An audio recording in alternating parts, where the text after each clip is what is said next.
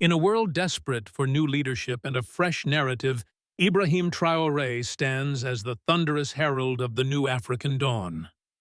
With a voice that shakes the pillars of global power, Traoré challenges the old broken order, calling for true African unity and fierce self-reliance in a continent long shackled by external forces.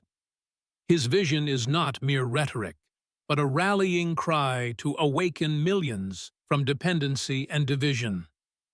Yet behind the hopeful facade lies a raw confrontation, a reckoning that threatens to upend centuries of geopolitical dominance by Western powers. As African nations grapple with a perilous crossroads, Traoré's message forces a devastating question. Can Africa finally break free from the chains of foreign influence, or will the looming backlash crush the fragile promise of a new African era before it even begins? The battle lines have been drawn, and the world is watching. The sudden expulsion.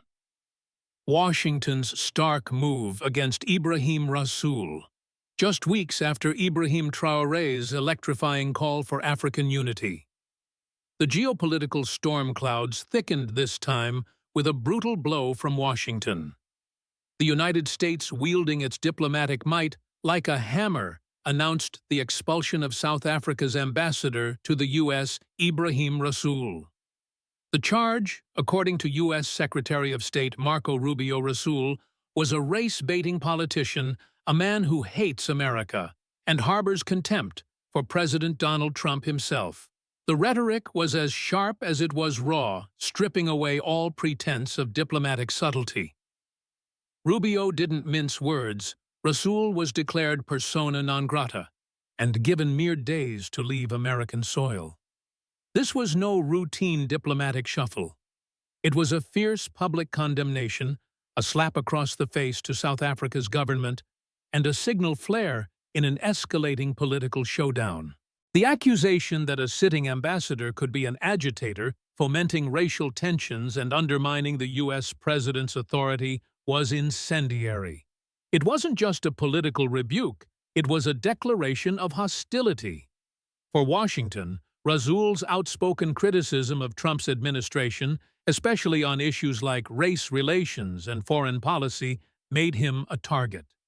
Rubio's social media post went viral, casting Rasul as a villain in a story that was equal parts scandal and spectacle. But beneath the blistering headlines and soundbites lies a far more complex narrative. Rasul's speech, which sparked the outrage, was carefully dissected and distorted by the media. While an article linked by Rubio implied that Rasul accused Trump of leading a global white supremacist movement, the ambassador never uttered those exact words. Instead, the context of his remarks, calling out systemic racial injustices and warning against the rise of extremist ideologies, was reduced to a provocative headline designed to inflame passions and justify harsh retaliation. In Washington's eyes, however, context was irrelevant. The optics of discrediting Rasul served a purpose to isolate a vocal critic who challenged the status quo. Rasul's stance on Israel-Palestine, his outspoken defense of Palestinian rights, and his sharp critiques of U.S. foreign policy only added fuel to the fire. The ambassador had long been unpopular among powerful circles in D.C., and his expulsion was the culmination of mounting tensions. For South Africa, the expulsion was a diplomatic earthquake. Pretoria expressed regret, but stopped short of retaliatory measures, signaling a delicate balancing act. The United States remains South Africa's second-largest trading partner, and the economic stakes are immense. Yet this humiliating rejection of their envoy was more than a political inconvenience. It was a warning shot across the bow. South Africa's leadership was left grappling with a stark reality. Outspoken dissent in the corridors of power comes at a steep price. This dramatic rupture reverberates beyond a single diplomat's fate. It exposes the fragility of diplomatic relations under the shadow of ideological battles and personal vendettas. It challenges the very notion of international respect and sovereignty when political grudges play out on the global stage. In the tangled web of U.S.-South Africa relations, Rasul's expulsion is not an isolated incident, but a symbol of a deeper conflict, a clash between a rising new African voice and an entrenched Western order unwilling to tolerate dissent. As the dust settles, the question remains, how far will Washington go to silence critics like Rasul? And can South Africa weather the storm without sacrificing its principles or its position on the world stage? The explosive expulsion of Ibrahim Rasul did not happen in a vacuum. Behind the public spectacle lies a deliberate strategy, a cold calculus cloaked in fiery rhetoric. Marco Rubio, a figure synonymous with staunch conservatism and unyielding loyalty to Donald Trump, seized upon a single speech by Rasul and twisted it into a weapon. The speech delivered at a seminar meant to inspire discourse on justice and identity was seized by American media outlets hungry for controversy and spun into a narrative of threat and sedition. Rubio's office did not just accuse Rasul of race-baiting in vague terms. They anchored their entire persona non grata declaration on a distorted interpretation of the ambassador's words. Headlines screamed that Rasul branded Trump the leader of a global white supremacist movement, a phrase he never actually said. This manufactured outrage became the official pretext for the harshest diplomatic snub Washington could deliver. The optics were clear. Any voice challenging the prevailing Western order, especially one championing the ideals of a new Africa, would be crushed. But why such venom for Rasul's words? Because they echo a larger movement sweeping across the continent, an awakening that threatens to dismantle centuries of dependence and division. African unity and African self-reliance are no longer abstract ideals whispered in academic circles. They are a living, breathing revolution led by leaders like Ibrahim Traoré, who reject the old scripts of submission. Rasul's speech resonated with this new Africa vision, boldly calling for a continent that controls its destiny, its resources, and its narrative. In the eyes of Washington's hawks, this is dangerous territory. The call for African unity challenges the fragmented state of international geopolitics, undermining Western influence carefully cultivated through decades of economic leverage and political interference. The push for African self-reliance threatens the very foundation of aid dependency and trade imbalances that keep many African nations tethered to foreign powers. Rasul's words were a clarion call, a challenge to the existing order that some in the U.S. political establishment were unwilling to tolerate. Rubio's maneuver was a strategic strike designed not only to silence one ambassador, but to send a chilling message to the new African voices rising across the continent. By framing Rasul's speech as a personal attack on Trump and an affront to America, Rubio weaponized the rhetoric to justify a dramatic diplomatic severance. It was a calculated escalation in a growing conflict between an emergent African identity and a Western power grappling to maintain its dominance. What this incident reveals is a deeper, more profound struggle, a battle over who controls the story of Africa's future. Will it be dictated by Western powers wielding sanctions and expulsions, or shaped by Africans reclaiming their sovereignty, trading within their borders, and fostering unity that transcends artificial divisions? The expulsion of Rasul stands as a stark symbol of this struggle. As African nations watch closely, many are beginning to recognize the peril of over-reliance on external powers whose support is as conditional as it is fleeting. The new African movement calls for resilience, self-sufficiency, and above all unity, a refusal to be pawns in foreign agendas. Rasul's expulsion may have been a blow to South Africa's diplomatic face, but it also illuminated the urgent need for African nations to rally together and build a future defined by their own terms. This is not merely about one man's words or one country's diplomatic spat. It is about the tectonic shifts shaking the foundations of global power and the relentless rise of a new Africa determined to rewrite its destiny. Rubio's gambit may have won a battle, but the war for African unity and self-reliance is only just beginning. The expulsion of Ambassador Ibrahim Rasul was not an isolated thunderclap, but rather the crescendo of a steadily worsening tempest in U.S.-South Africa relations. Beneath the diplomatic fireworks lies a tangled web of political clashes and economic entanglements, each feeding the growing divide. Rasul's outspoken criticism of Israel, his unwavering pro-Palestine stance, and his sharp rebukes of President Trump were no secret in Washington's corridors of power. These positions alienated key influencers and hardened the resolve of those who viewed him as a destabilizing force. South Africa found itself caught in the crossfire. Washington's frustrations spilled over into actions beyond diplomatic expulsions. The United States, South Africa's second-largest trading partner, began tightening the purse strings, slashing vital aid packages, especially in the health sector, a move that sent shockwaves through Pretoria's policy circles. Cutting aid to a nation grappling with public health challenges was more than a political gesture.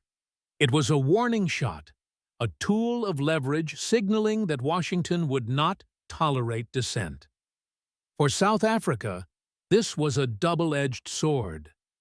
The country depended heavily on the U.S. for trade and support. Yet, the sting of such punitive measures awakened a long-suppressed debate within its leadership. How long could a nation anchored in dependency withstand the pressures of geopolitical power plays? The fragile balance between cooperation and sovereignty was tipping dangerously. With its ambassador unceremoniously expelled and critical funding withdrawn, South Africa faced a grim reckoning. The backdrop to this diplomatic drama is a continent-wide awakening. African leaders inspired by the ideals of New Africa and African unity are increasingly vocal about the perils of over-reliance on Western powers. They see in the U.S. South Africa fallout, a vivid example of why African self-reliance must be more than a slogan. It must be a strategic imperative. The ability to trade within Africa, to build robust economic partnerships with neighbors rather than distant powers, is gaining traction as a survival mechanism in an unpredictable global order. Amid this storm, South Africa's president has publicly acknowledged the necessity of pivoting toward greater self-sufficiency. The call to reduce dependence on foreign aid and strengthen intra-African trade is no longer theoretical, but urgent policy. It is a bold step toward rewriting Africa's economic script, a new African narrative where unity is the foundation and self-reliance the engine driving progress. Yet the path is fraught with challenges. The economic repercussions of alienating a major trading partner are immediate and severe. South Africa's leaders tread a fine line, seeking to maintain essential ties with the United States, while asserting their nation's sovereignty and supporting the continental push for independence from Western influence.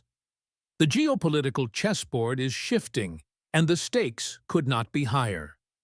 This widening rift encapsulates the complex dynamics of modern diplomacy, where historical ties clash with emergent identities and where economic interests collide with ideological battles. The Rasul saga is a microcosm of this global struggle, a battle between old powers clinging to dominance and a rising Africa demanding respect and autonomy.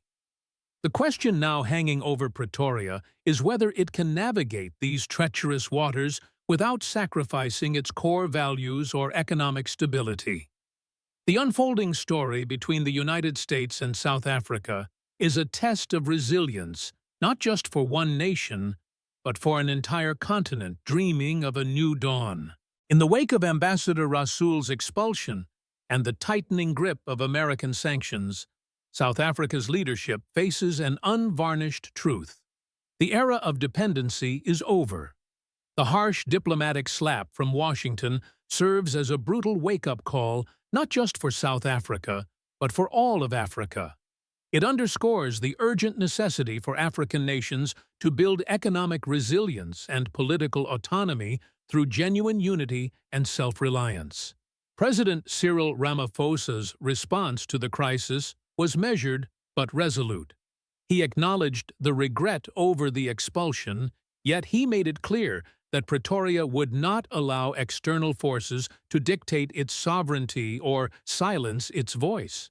More importantly, Ramaphosa echoed the calls of new African leaders like Ibrahim Traoré, who envision a continent where borders become bridges, where African countries trade with each other, first and foremost reducing the vulnerability caused by reliance on Western aid and markets. This push for African unity is no longer idealistic rhetoric. It is a strategic imperative. The continent's leaders are increasingly united in the belief that to safeguard their futures, they must strengthen intra-African trade, harmonize policies, and foster economic partnerships that transcend colonial-era divisions. African self-reliance means investing in local industries, creating regional supply chains, and building infrastructure that links economies closer together.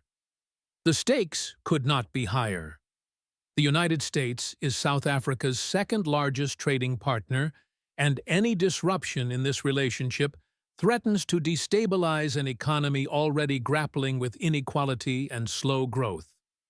Yet, the political and economic risks of continued dependency on foreign powers who wield aid and trade as weapons have become painfully clear. This moment is a crucible for African leadership adapt and unite, or face fragmentation and vulnerability. The new Africa demands more than symbolic gestures. It calls for bold, coordinated action. South Africa's predicament illustrates the precarious tightrope African nations must walk, balancing the benefits of international engagement with the imperative of independence. The message from Pretoria is clear. African unity and self-reliance are not luxuries, but lifelines. In this new chapter, Africa's destiny will be shaped by those willing to embrace solidarity, protect sovereignty, and champion economic empowerment from within. The wake-up call sounded by Washington's heavy-handed response is a stark reminder that the old rules of engagement no longer apply. For Africa to thrive, it must chart its own course together. As the dust settles on this fraught chapter of diplomatic tension, the eyes of the world turn toward a new generation of African leaders embodied by figures like Ibrahim Traoré of Burkina Faso, who are rewriting the narrative of a continent long overshadowed by foreign powers. Traoré's bold vision of a new Africa rooted in African unity and African self-reliance is no longer a distant dream, but a rallying cry echoed from the corridors of power in Pretoria to the bustling streets of Accra. The expulsion of South Africa's ambassador is more than a diplomatic incident. It is a symbol of the old order's resistance to change and attempt to silence voices that dare challenge the geopolitical status quo. But such attempts only fuel the fire of transformation. African leadership today faces a defining moment to seize control of their destinies, forge stronger bonds within the continent, and assert a sovereignty that refuses to bow to external pressure. Ibrahim Traoré's Burkina Faso stands as a beacon in this fight. His administration champions not only national sovereignty, but the collective strength that comes from continental solidarity.